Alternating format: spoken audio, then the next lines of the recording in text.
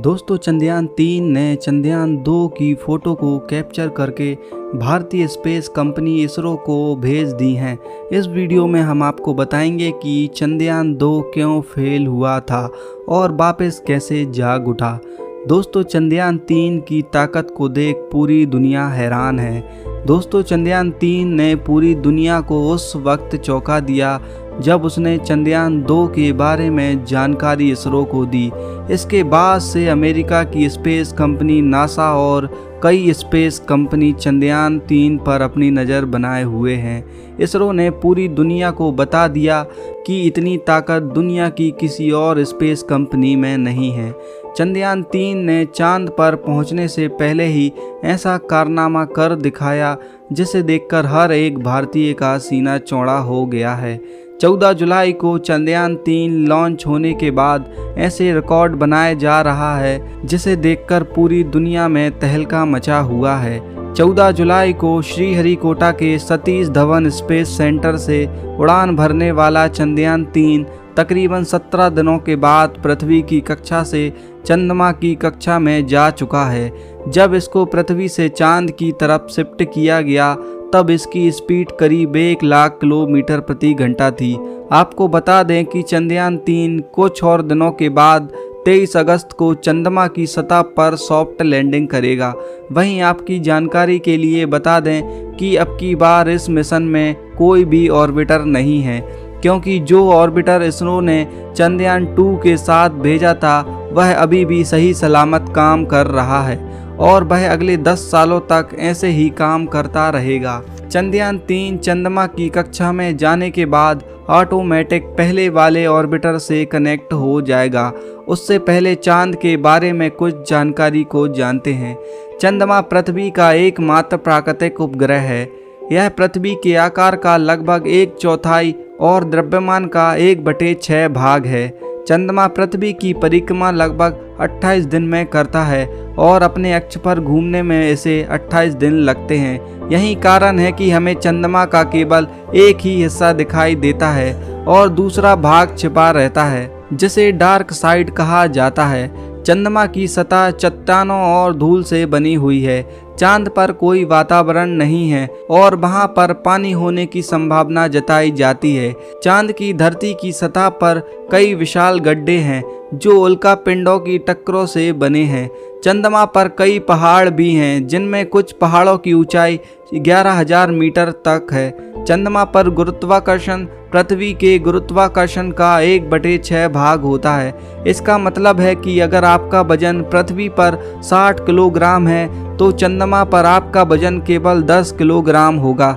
चंद्रमा पर कोई मौसम नहीं है। इसका कारण यह है कि वहाँ कोई वातावरण नहीं है। बिना वातावरण के सूर्य और अंतरिक्ष से आने वाली गर्मी को चंद्रमा की सतह पर संरक्षित नहीं किया जा सकता। इसलिए चंद्रमा पर दिन में अधिक गर्मी और रात में अधिक ठंडी होती है। अब जानते हैं कि चंद्रयान-3 आखिर चांद पर क्या करेगा। चंद्रयान-3 चांद के दक्षिणी ध्रुव पर सॉफ्ट लैंडिंग करने के पश्चात चंद्रयान-3 का रोवर चांद की सतह पर मौजूद गड्ढे और पानी की मौजूदगी के रहस्यों का पता करने वाला है। अभी हमारा चंद्रयान-3 चंद्रमा से करीब 2 लाख किलोमीटर दूर है, लेकिन हमारे चंद्रयान में लगे हाई रेजोल्यूशन वाले कैमरों ने चांद की पहली तस्वीर भारतीय स्पेस कंपनी इसरो को भेज दी है।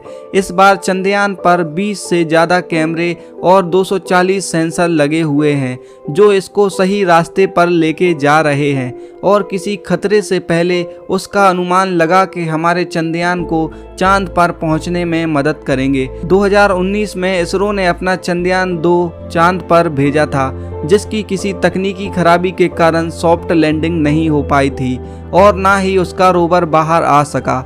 लेकिन उसके 4 साल बाद भेजे गए चंद्रयान-3 ने उसकी फ़ोटो को इसरो के सर्वर पर भेजा है।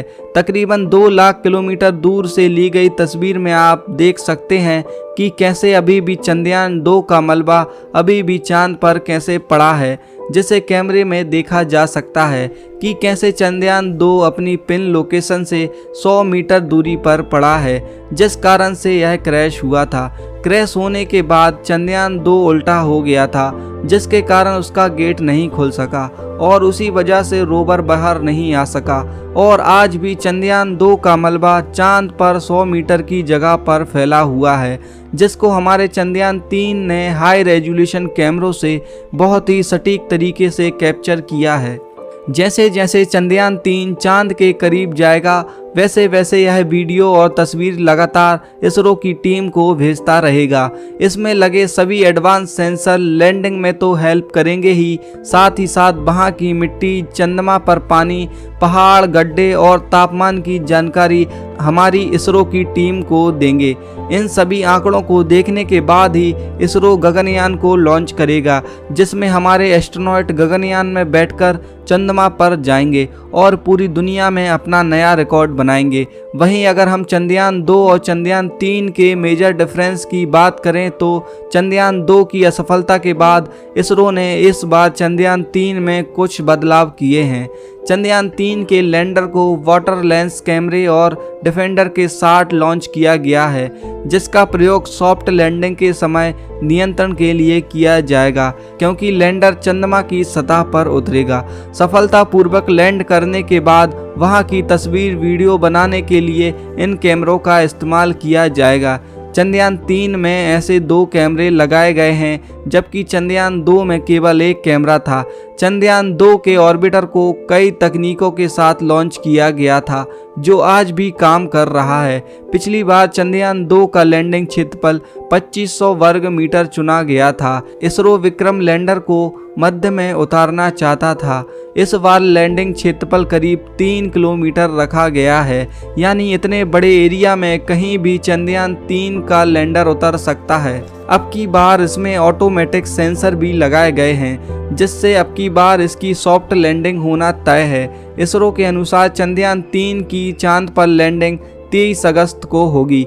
एक बार भारत फिर से चांद पर लैंडिंग का प्रयास कर रहा है, वह भी ऐसी जगह पर जहां अभी तक किसी भी देश ने लैंडिंग नहीं की है। वैसे पूरी दुनिया में केवल 11 देश ही ऐसे हैं जिन्होंने अपने मून मिशन भेजे हैं। अगर भारत का यह मिशन सफल होता है तो भारत दक्षिणी ध्रुव में लैंडिंग करने वाला पहला देश बन जाएगा। आपको बता दें कि आज इसरो दुनिया की सबसे तेज बढ़ती हुई स्पेस कंपनी है। अगर हम इसी तरह से आगे बढ़ते रहे तो वह दिन दूर नहीं होगा जब अमेरिकी स्पेस कंपनी नासा से भी पहले हमारी स्पेस कंपनी इसरो का नाम लिया जाएगा। आपको बता दें कि हमारे चंद्रयान 3 पर अमेरिका, फ्रांस, चीन और भी कई देशों की स्पेस कंपनी नज़र बनाए हुए हैं, क्योंकि हमारा चंद्रयान चांद के दक्षिणी ध्रुव के पास लैंड करेगा, जहां पर आज तक कोई भी देश अपने यान को लैंड नहीं करा पाया है। तो दोस्तों, यह थी चंद्रयान 3 से जुड़ी जानकारी। ऐसे ही जानकारी पाने के लिए वीडियो को लाइक और चैनल को सब्सक्राइब जरूर करें।